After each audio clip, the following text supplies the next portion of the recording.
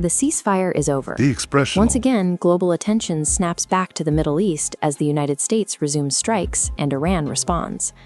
The world watches the military assets reposition, waiting for the next emergency. We celebrate pauses in the fighting, and we should.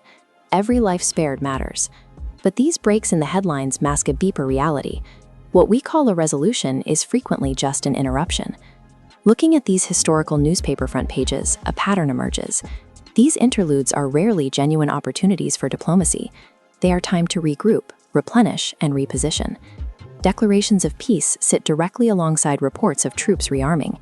We become conditioned to the cycle: conflict, pause, conflict again. Each emergency spikes anxiety, and when calm arrives, stress recedes, but never to where it started. Notice the trajectory. After every crisis, the baseline resets higher.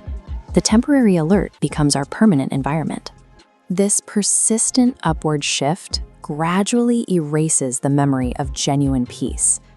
By adjusting to constant minor escalations, a society reaches a state where citizens can no longer remember what normal looked like. We already know who suffers in the visible war.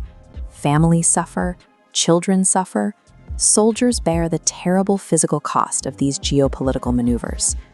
Strategic power today flows to whoever can successfully capture and direct human attention. The most potent tool in the modern arsenal is the ability to shape the thoughts of the public. The objective is to direct what you fear, dictate what you watch, and determine what you eventually accept.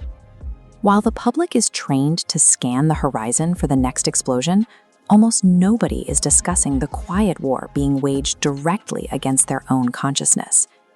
To understand why instability persists, notice every conversation eventually returns to energy. It comes down to massive infrastructure and choke points like the Strait of Hormuz. When you control the flow of seaborne oil, entire economies are forced to respond. Fighting in these regions immediately reverberates through global supply chains, causing currencies to react and markets to move. The battlefield eventually reaches the ordinary citizen. Families feel the impact of shifting geopolitical influence directly at the grocery store and at the gas pump. Which brings us to a question waiting quietly in the shadows. Who benefits? History shows that periods of crisis create immense opportunities. Energy prices fluctuate, financial institutions reposition, and defense industries secure massive contracts. This doesn't mean every conflict is secretly orchestrated, but incentives matter.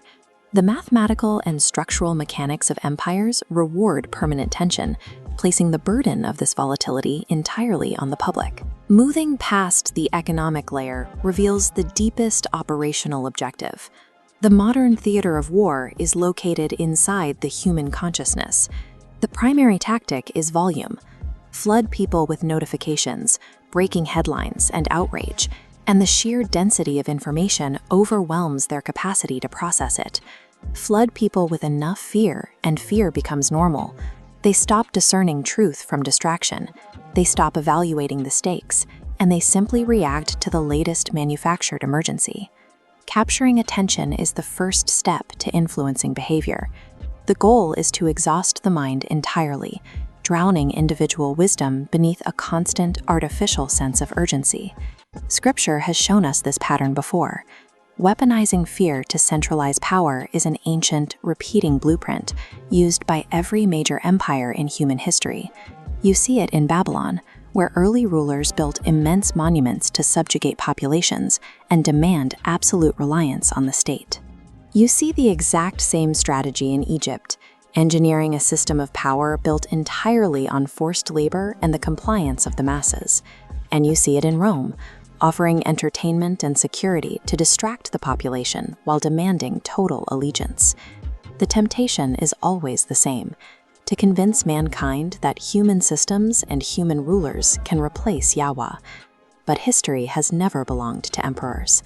Nations move, markets rise and fall, and empires boast of their expansion before they inevitably collapse. Above every throne established by man stands the unquestioned authority of the Most High. So perhaps the greatest victory you can achieve will not be won on a physical battlefield. It will be won by retaining a sober, discerning mind, while the rest of the world panics. Watch the headlines, but do not worship them. Observe the shifting nations and the breaking news, but do not surrender your peace to their artificial emergencies. Remember that the patterns of the world do not sit upon the throne. No government, no military alliance, and no financial market has ever possessed the power to overthrow YAHUAH. The world will continue waging war for territory and influence. But as they do, your ultimate act of resistance is simple. Guard your mind, guard your heart, and remain permanently anchored in YAHUSHA. The Expressional.